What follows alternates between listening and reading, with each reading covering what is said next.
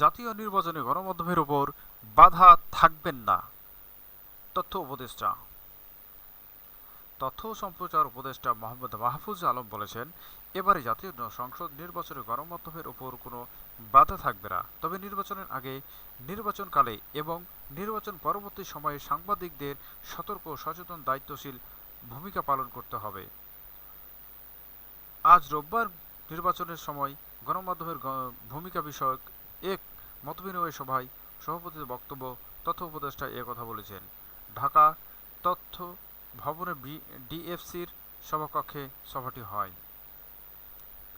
নির্বাচনের সময় তথ্যের অবাধ প্রভাব সৃষ্টির উপর গুরুত্ব আরোপ করে মাহফুজ আলম বলেন, নির্বাচনের মাঠে কী ঘটেছে, কী ধরনের অনিয়ম ও সহিংসতা হচ্ছে, সব কিছু জনগণকে জানাতে হবে। ইতিপূর্বে নির্বাচনের সময় গণমাধ্যমের ওপর বাধা ছিল উল্লেখ করে তিনি বলেন, এবারে জাতীয় সংসদ নির্বাচন গণমাধ্যমের ওপর কোনো বাধা থাকবে না।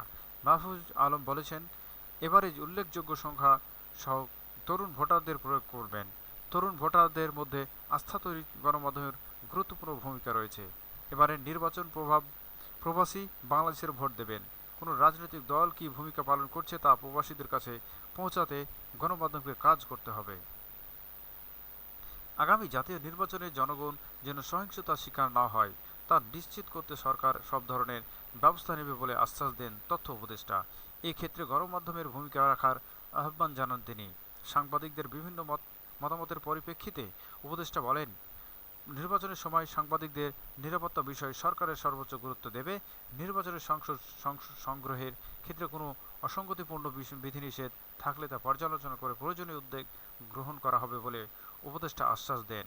মত বিনিময় সভায় তথ্য ও সম্প্রচার মন্ত্রণালয়ের সচিব মাহবুবা ফারজানা, অতিরিক্ত সচিব মোহাম্মদ কাউসার আহমেদ, মন্ত্রণালয়ের অধীন বিভিন্ন দপ্তর ও সংস্থার প্রধান এবং বিভিন্ন গণমাধ্যমের সম্পাদক, প্রকাশক ও সাংবাদিকরা উপস্থিত ছিলেন।